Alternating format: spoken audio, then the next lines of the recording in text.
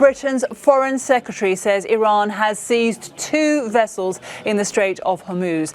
Jeremy Hunt revealed a second ship had been seized just hours after Iran's Revolutionary Guard said it had captured a British-flagged tanker in the Gulf, further heightening tensions there.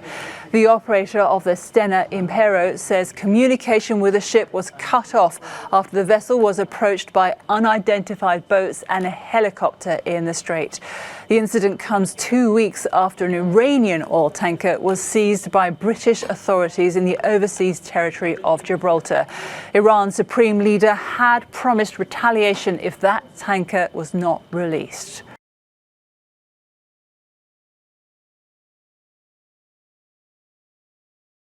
Now, a strong earthquake has rocked the Greek capital Athens, sending people running from buildings in panic. The European Earthquake Monitoring Centre recorded a magnitude 5.1 quake whose epicenter was just 22 kilometers northwest of Athens. Well, the quake temporarily brought down power lines and phone connections. Hundreds of people have been pouring onto the streets fearing aftershocks, and there are also reports that some old buildings have partially collapsed. Well, let's go to Athens now for the latest from our correspondent Panos Kitsakopoulos.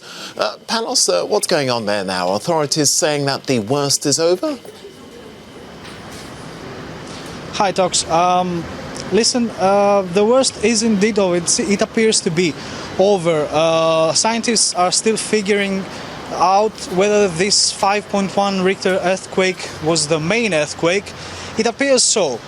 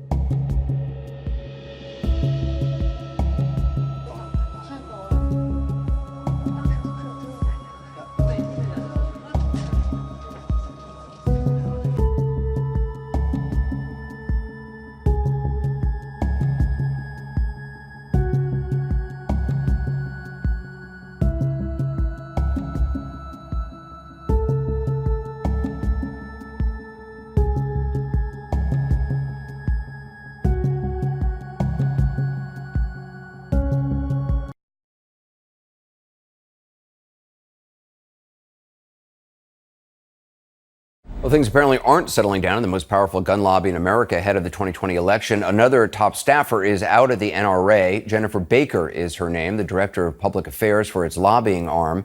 Follows a string of other high-profile exits, an alleged coup, and accusations of financial misconduct. Our political correspondent Sarah Murray has been following the turmoil closely. The gun rights group that helped propel Donald Trump to the White House. So to get the endorsement, believe me, is a fantastic honor. Now engulfed in turmoil. In April, the NRA sued its longtime ad agency, Ackerman McQueen, the same agency that created this iconic Second Amendment message featuring Charlton Heston. From my cold, dead hands.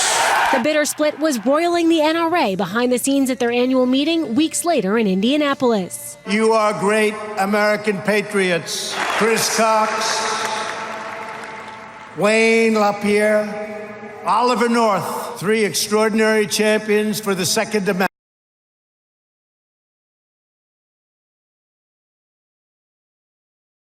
Now to a murder mystery on a highway in Canada. An American woman and her boyfriend killed during a road trip. ABC's Marcy Gonzalez is in our Los Angeles bureau with what that woman's family is saying. Good morning, Marcy.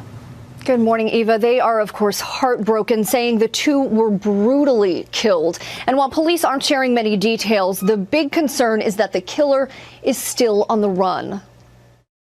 This morning, an urgent manhunt in the mysterious murder of an American woman and her boyfriend in Canada. Their bodies found along the side of a rural highway.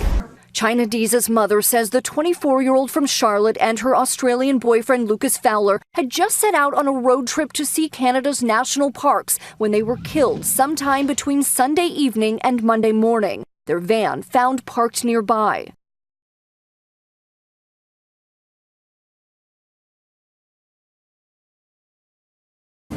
Dr. James Blair Mwesigwa will spend a decade behind bars.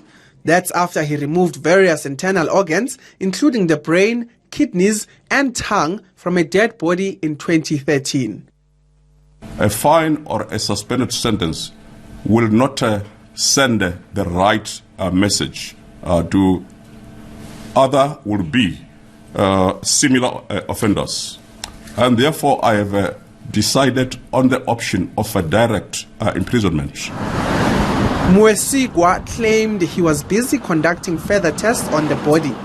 The court says even if this was true, permission should have been sought first. If the deceased died without having made such a consent, the closest next of kin or the executor should give such a permission.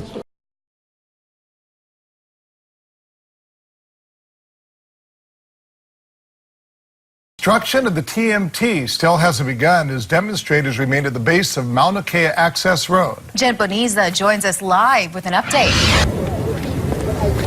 Bridget, I'm here at the base of Mauna Kea Access Road. Just around 4 o'clock, we saw a long caravan of vehicles packed with scientists being escorted off of Mauna Kea. They were being led by sheriffs. And then just moments after that, Jessica Dempsey, the deputy director of the East Asian Observatory, announced that all of the scientists were leaving Mauna Kea Observatory and that they would be gone possibly indefinitely, or at least until TMT is built. She says that the decision was made for safety reasons. So the Mauna Kea observatories have millions of dollars worth of instrumentation. This isn't a camera that you can go and buy off the shelf. A lot of these are very fickle. These instruments need a lot of love and tender loving care. And often this means daily. So this is a risk and a wrench for us to have to step away to this point.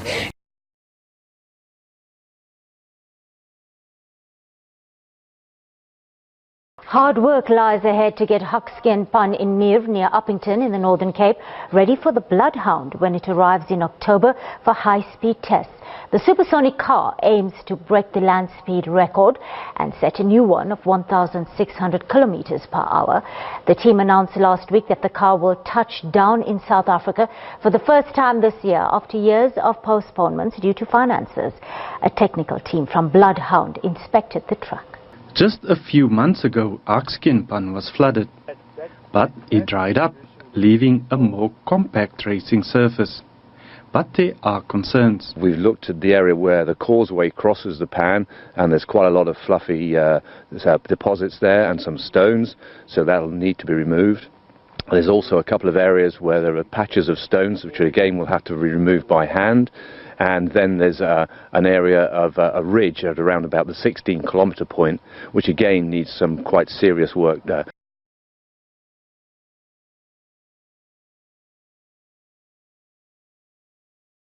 Mounting calls tonight for the release of an American rapper being held in a Swedish jail. From some famous names, even the president and the first lady are now involved in this. The rapper A$AP Rocky is under investigation for alleged assault. He says it was self-defense. Tonight, what the video shows, and here's Ariel Reshef. Tonight, mounting anger after Swedish prosecutors announce rapper A$AP Rocky must remain behind bars while their investigation into this confrontation continues. TMZ obtaining the video showing the 30-year-old performer, whose real name is Rakim Meyers, and members of his entourage fighting in the streets of Stockholm on June 30th. But the rapper posting this video allegedly of the moments just before.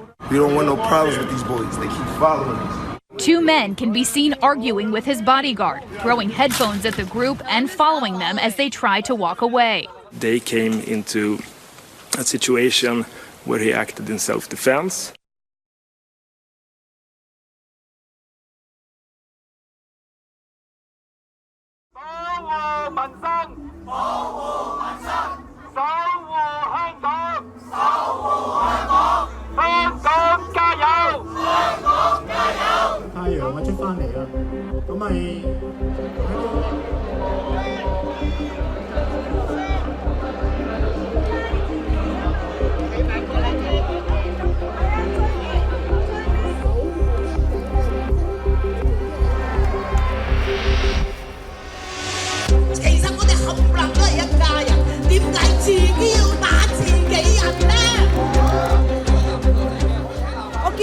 太過暴力，暴力到我好嬲啊！